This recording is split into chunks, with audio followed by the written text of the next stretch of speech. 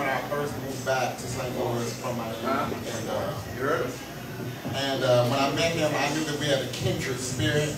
Me and him been through a lot of the same things, and I adopted him as my brother from another mother. Yeah. And when I heard his poetry, I was really compelled and really moved by it. And when he heard mine, he felt the same way. So I'm going to do two pieces and get out of your way. I'm a spiritual cat. I'm a Jesus freak. Hey, ain't nothing wrong with it. And everything that I write is inspired by God and inspired by situations that I've been through. And when he heard this first piece that I'm going to do, he wanted me to do it again. It's like the third time I've done it around him. And I was like, I wanted to retire it, but it moved him, and it's a reason why it's meant for me to do it tonight. It may be meant for somebody else. This poem that Derek likes so much is called Zoe and Nasa. And Zoe and Nasa is my stepdaughter. And when you have stepchildren, you know how when you have blended families, you have a lot of trust issues, you have a lot of who are you to be my father type of things, you have a lot of struggle. And I decided to write about it, and God gave me these words, Zoe and Nasa.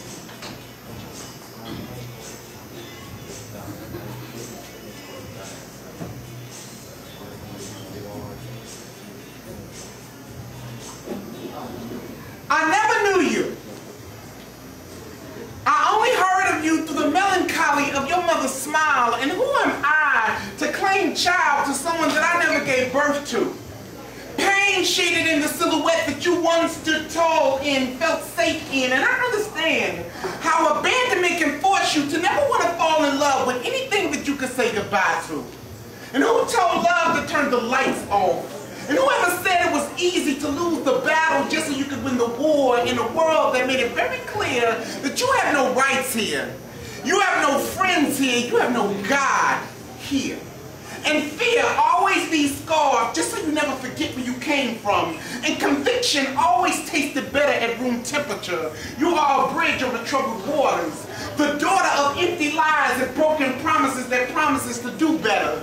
You're the irony of love and broken chain letters because you can't miss what you've never had. Now she swears to a God to either love her or leave her alone because she has learned that love is not even worth having unless it's worth fighting for. She wages war to a reflection and refuses to fight back.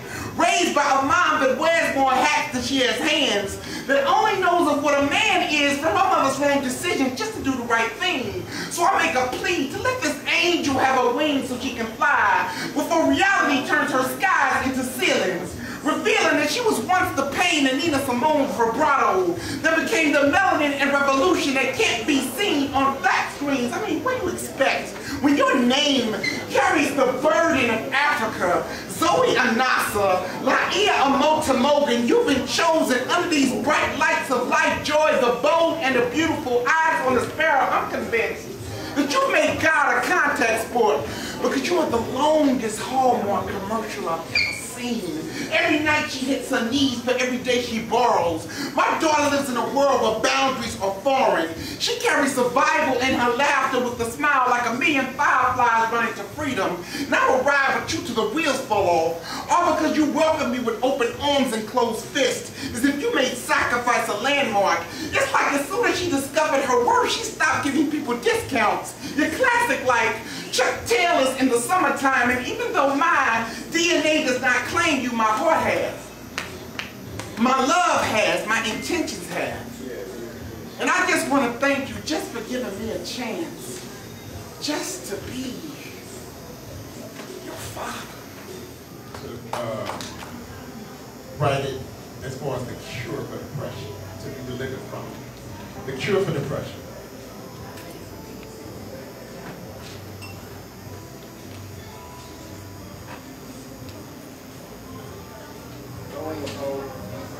Depression is a prison that swallows you whole and stores you in a room and leaves you with nothing but water, religion, and whatever's left of your dignity. So I proceed to write my own prescription of poetry over Prozac. Now they call it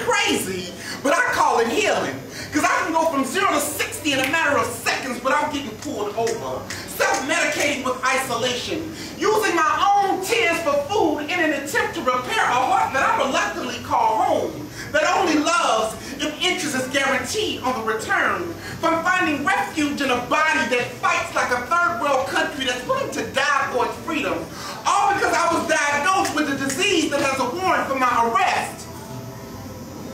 So now I sit in the witness protection of my own silence, living off of recycled lies, with no more levees to break, becoming the church that I no longer want to attend. And faith says that there are those that always use me in the heat of battle. And then there are the rest of us.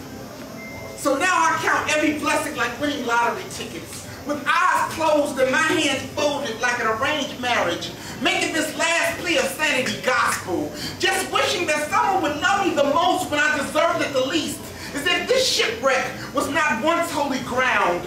And truth be told, you show me love, and I'll show you a battlefield. I'll show you one God that honors the code of second chances, leaving depression under the exact same curve where it found me, with no regrets of lessons learned, because depression is comprised of one person that assumes full responsibility for all parties involved. No stranger to these emotions that be calling me out my name, because humility raised me to love past this accident waiting to happen, praying that today that mercy will grant me immunity, that my feelings will remain these falsified documents that never reach the witness stand.